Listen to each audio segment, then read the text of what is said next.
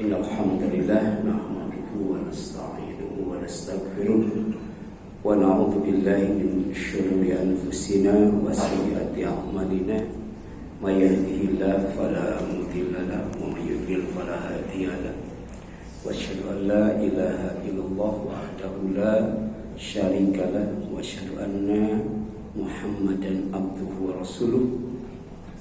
Amma ba'd, faqala Allah ta'ala fi kitabihil karim. A'udzu billahi minasyaitonir rajim. Ya ayyuhalladzina amanu taqullaha haqqa tuqatih wa la tamutunna illa wa antum muslimun. Ikhwat iman, ikhwan fillah, jamaah salat zuhur, silaturahim dan thalabul ilmi Masjid Al-Ikhlas yang dirahmati oleh Allah Subhanahu wa taala. Puji dan syukur kita panjatkan kepadanya karena masih diberi kekuatan, kenikmatan, ketenangan dalam berzikir kepadanya, dalam bersyukur kepadanya, dan dalam beribadah kepadanya dengan sebaik-baiknya. Tema kajian zuhur pada siang hari ini adalah harta yang dibawa mati. Nabi SAW bersabda, yatba'ul mayyita thalathah, ya, yang akan mengantarkan mayit itu ada 3. Ya. Fayarji'u ithnani, ya, yang 2 akan pulang lagi. Ya. Kemudian ya, wa yabqa ma'hu wahid, yang tetap ya, bersama mayit itu 1. Kemudian Rasul menjelaskan yang akan balik lagi ya, tidak bersamanya itu adalah harta dan keluarganya ya, sedangkan yang tetap bersamanya ya, adalah amalnya ya. Jadi dijelaskan secara umum bahwa harta itu tidak dibawa mati, dia hanya mengantarkan sampai mayit dikuburkan ya. Setelah itu dibawa lagi ya, keranda jenazah, tikar, mobil ambulan ya, itu dibawa lagi ya, tidak ikut ke alam kubur. Tapi kemudian dalam Al-Quran dijelaskan ya, bahwa ternyata harta juga bisa dibawa mati ya, bisa dibawa mati ya. Kalau harta itu digunakan untuk beribadah, harta itu digunakan untuk beramal soleh, misalnya untuk sedekah jariyah, ya, untuk zakat, infak, sedekah dan lain sebagainya. Ya. Nah, jadi harta yang dibawa mati adalah harta yang orang yang beriman. Ya. Makanya harta yang terbaik kata Rasulullah, harta yang baik yang ada di tangan orang yang baik. Orang yang baik itu adalah orang yang beriman dan beramal soleh. Maka hartanya akan dibawa mati ya, jika harta itu digunakan untuk beramal soleh dengan dasar iman ya. Jadi di sini jelaskan wa ma amwalukum wala auladukum ya billati tuqarribukum indana zulfa. Jadi dan bukanlah harta atau anak-anakmu yang mendekatkan kamu kepada kami ya. Yang bisa mendekatkan ya, kepada Allah itu bukan harta, bukan anak ya. Illa man amana wa amila shalihan, kecuali ya, siapa saja yang beriman dan beramal soleh ya. Orang yang beriman dan beramal soleh dengan imannya dan amal soleh akan mendekatkan dirinya kepada Allah. Artinya akan ditinggikan derajatnya, akan diagungkan pribadinya ya, dan kemudian akan disucikan dosa dan kesalahannya ya. Maka orang yang beriman dan beramal soleh dengan hartanya ya, maka dia akan mendekat dengan Allah Subhanahu wa ta'ala ya. Bahkan faulaika lahum jazaa'un fi bima amilu, Allah akan membalas ya, dengan balasan yang berlipat ya. Jadi di dalam surat Muzammil kan ayat terakhir. Wa ma tuqaddimu li anfusikum min khairin tajiduhu indallahi huwa khairan wa a'dhama ajra. Jadi amal apa saja ya, berupa kebaikan yang telah dilakukan maka akan didapatkan di sisi Allah ya, dengan balasan yang lebih baik dan lebih besar. Ya, jadi bukan hanya dilipat gandakan jumlahnya, tapi ya, ditingkatkan kualitasnya. Jadi tidak ada yang sia-sia bagi orang yang beriman dan beramal saleh. Misalnya ketika dia ya, diberi rizki berupa harta oleh Allah SWT. Wahum bil ghurufati aminun. Bahkan dia ditempatkan di surga itu ya, dengan mendapatkan fasilitas berupa apartemen, rumah tingkat, loteng ya. Kan surga itu bertingkat-tingkat, ada 100 tingkat. Tiap tingkatnya itu ya, setinggi antara langit dan bumi. Bisa dibayangkan 100 tingkat. Jadi 100 kali tinggi langit dan bumi. Tapi di dalamnya ada ghurfat ya.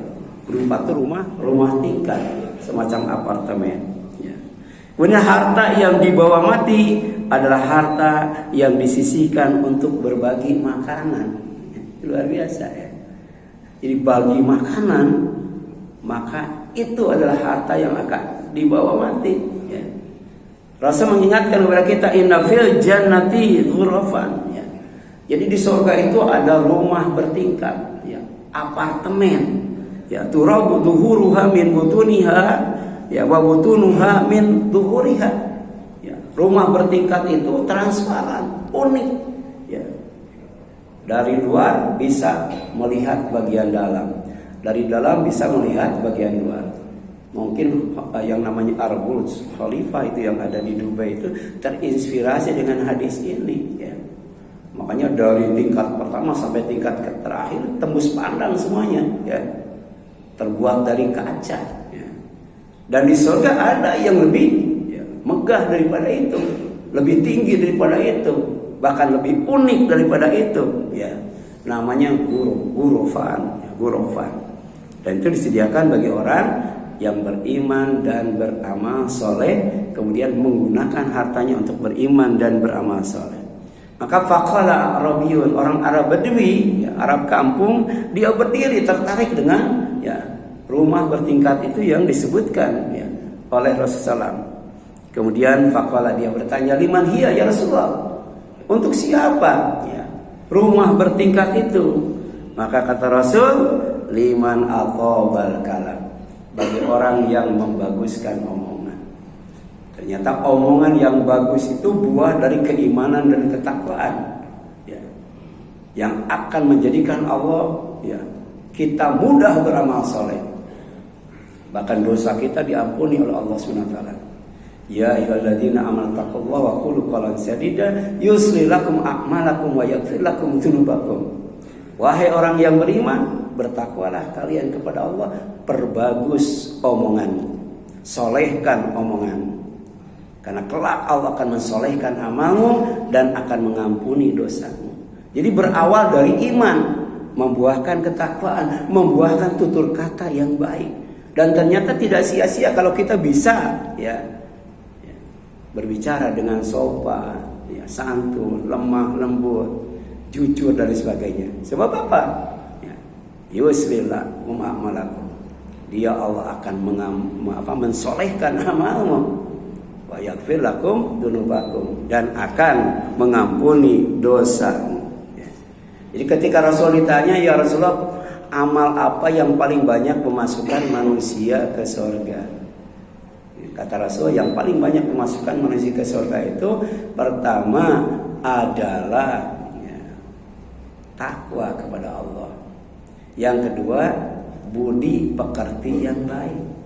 Tapi ketika ditanya amal apa yang paling banyak memasukkan manusia ke neraka, kata Rasul sama dua. Yang pertama al-famu, mulut itu ya, baik yang keluar berupa perkataan atau yang masuk berupa makanan itu bisa menyebabkan manusia masuk neraka. Yang kedua wal farju, kemaluan ya. Jaga lisan, jaga kemudian. Dan ternyata jaga lisan itu bagian daripada keimanan dan ketakwaan. Kemudian apa lagi? Wa'at amato'an. Ya. Jadi kalau kita mau mendapatkan apartemen di surga yang megah, besar, unik, maka wa'at amato'an. Sebagian dari harta kita sisihkan untuk membeli makanan, kemudian dibagikan kepada orang yang membutuhkannya. Kenapa? Karena kalau duit tidak semua orang suka, apalagi kalau ngasihnya dikit. Tapi kalau makanan, orang mau, walaupun mungkin cuma 1 botol aqua segini mau. Tapi kalau ini harganya misalnya 3.000, orang dikasih 3.000 nggak bakal mau. Makanya beramal soleh yang berkaitan dengan harta yang paling mudah itu dengan memberi makanan. Tapi itu ternyata bukan hanya di dunia saja. Di akhirat itu ada fadhailnya, ada keutamaannya, ada keistimewaannya. Dibangunkan sebuah rumah bertingkat itu. Kemudian apa lagi? Wa shalla bil lail wan nasu niyam. Wa shalla lillahi bil lail wan nasu niyam. Kalau kita ingin mendapatkan apartemen di sorga, di samping membaguskan omongan, berbagi makanan, yang ketiga adalah sholat karena Allah. Di malam hari ketika orang sedang enak tidur, sekitar 2/3 malam lah. Makanya orang yang bisa mengucapkan la ilaha illallah wahdahu la syarikalah, lahul mulku walhamdu wa huwa ala kulli syai'in qadir, subhanallah walhamdulillah wa la ilaha wallahu akbar. Kemudian istighfar, astagfirullah. Setelah itu ngambil air wudu, kemudian sholat. Sholat malam, kubilat sholatuhu, pasti sholatnya itu diterima. Luar biasa nih, Tapi kadang-kala kita bangun, melek sebentar, tidur lagi, atau kebelat, kemudian ke kamar mandi, tidur lagi. Padahal jangan begitu. Harusnya bangun tidur untuk ucapkan alhamdulillahilladzi ahyana ba'da ma amatana wa ilaihil nusyur. Kemudian la ilaha illallah wahdahu la syarikalah, lahul mulku wal hamdu wa huwa ala kulli syai'in qadir. Kemudian subhanallah walhamdulillah wallahu akbar. Rabbighfirli, Rabbighfirli, Rabbighfirli. Ambil air wudu, kemudian salat.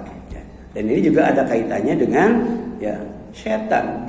Jadi setan memperdaya manusia ketika tidur itu dengan mengikat tengkuknya 3 kali. Sambil dikatakan kepada orang yang diikat tengkuknya, silakan tidur dengan nyenyak karena malam itu masih panjang. Dan itu terasa dampaknya kepada kita, bahwa ikatan itu ada pada diri kita. Pas bangun, tidur lagi, bangun, tidur lagi. Karena setan itu menggoda kita, membisikkan kita, malam itu masih panjang, silakan tidur. Tapi kalau kita bangun kemudian berzikir, ikatan yang pertama lepas. Kemudian mengambil air wudu, ikatan yang kedua lepas. Kemudian sholat tahajud, ikatan yang ketiga lepas. Kalau kemudian itu kita lakukan, kita dawamkan, kita istiqomah di dalamnya, kita akan diberi 2 kebaikan oleh Allah. Kebaikan yang pertama, kita akan dikasih pribadi yang bagus. Pribadi yang bersih, pribadi yang agung dan mulia. Yang kedua, Allah akan kasih sifat rajin, sifat rajin. Kemudian yang selanjutnya, bahwa harta yang dibawa mati adalah harta yang dikeluarkan sebagai sedekah jariyah. Karena hidup itu tidak lama dan amal ibadah itu dibatasi dengan kematian. Kalau sudah mati, kita sudah tidak bisa ibadah lagi, tidak bisa amal soleh lagi, tidak bisa zakat, infak dan sedekah, tidak bisa ngaji. Dan ini dijelaskan Rasul, idza mata ibnu Adam in qata'a amaluhu illa min thalathin. Kalau manusia sudah mati, anak cucu Adam sudah mati, putus semua amalnya kecuali amal dari 3 perkara. Jadi ada 3 amal yang kebaikannya nyambung terus. Yang pertama apa? Yang pertama sedekah jariyah, bangun masjid, bangun madrasah, nyumbang kipas, nyumbang karpet, nyumbang AC. Selama itu dipakai untuk ibadah dan amal soleh, maka pahalanya mengalir terus walaupun yang sedekahnya sudah meninggal. Yang ketiga apa? Ilmin yuntafa'u, ilmu yang dimanfaatkan. Artinya diamalkan, diajarkan, disebarkan. kemudian dijaga supaya ingat terus, jangan kemudian sampai lupa lagi, ya. Dan yang ketiga, awaladin salihin yad'ulah, ya. Anak yang saleh, anak yang mengikuti Allah dan Rasulnya, ya. Anak yang ibadahnya itu, amalnya itu sesuai dengan Al-Quran dan As-Sunnah. Nah, selepas ibadah dia berdoa kepada Allah, maka doanya nyambung gitu, doanya sampai. Jadi walaupun anak itu berdoa terus-terusan, tapi kemudian amalnya tidak sesuai dengan aturan Allah yang dicontohkan oleh Rasulnya, maka doanya tidak akan nyambung. Makanya diawali dengan waladin solihin, anak yang soleh. Tapi kemudian yad'ulahu, selepas dia beramal soleh, dia berdoa kepada Allah Subhanahu Wa Taala. Kenapa? Karena amal soleh itu katalisator doa. Semakin banyak amal soleh, semakin bagus amal soleh, semakin mantap amal soleh, maka doanya itu semakin cepat sampai kepada Allah Subhanahu Wa Taala. Karena salah satu keutamaan umat Nabi Muhammad SAW itu adalah doanya mustajab. Umat yang lain enggak, ya. Ud'uni astajib lakum. Kamu harus berdoa kepadamu, pasti akan aku kabulkan doamu. Apalagi bukan doa sembarang doa, doa anak soleh untuk orang tuanya. Jadi ada kata Rasul, ya,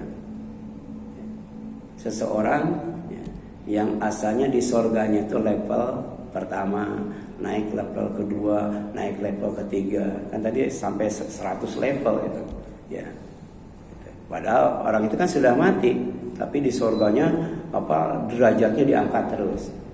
Nah, kemudian ya, sahabat nanya pada Rasul, ya, dengan apa ya, orang itu ya diangkat derajatnya oleh Allah SWT sehingga level di surganya itu makin tinggi. Maka kata Rasul, dengan istighfarmu ya kepada ayahmu, ya. Jadi seorang ayah itu oleh Allah SWT akan diangkat derajatnya. Kenapa? Karena anaknya selalu istighfar, memohonkan ampunan kepadanya. Bukan anak sembarang anak, tapi waladin solihin, anak yang soleh, ya. Kemudian yang terakhir, harta yang dibawa mati adalah harta yang berinfak, ya, orang yang berinfak dengan ikhlas. Jadi Rasul menjelaskan nanti pada hari kiamat ada 3 orang yang akan dihisab pertama kali. Sebelum yang lain dihisab, dia dulu yang dihisab. Yang pertama orang yang mati syahid. Ya, Allah ingatkan tentang nikmat yang Allah berikan kepadanya. Ya. Jadi kan sekarang makin tua itu makin pikun. Yang dulu ingat sekarang tidak ingat. Nanti setelah mati di hari kiamat itu dikembalikan lagi tuh daya ingatannya. Ya, tentang nikmat Allah dia ingat lagi. Kemudian ya Allah nanya, itu semua nikmat yang aku gunakan digunakan buat apa? Kata orang, aku gunakan untuk ya berperang di jalan Allah, berjuang karenamu sampai aku mati syahid. Kata Allah, bohong, ya. Ya. Semua nikmat kau gunakan untuk ya berperang bukan di jalan Allah, bukan karena aku, ya, tapi karena kamu ingin disebut pahlawan, kamu ingin disebut pemberani, kamu ingin disebut pejuang, ya, disebut pejuang. Dan itu sudah kamu dapatkan panggilan itu, ya, gelar itu sudah kamu dapatkan. Jadi kemudian tidak jadi masuk surganya, tidak jadi mendapatkan bidadari 70-nya itu.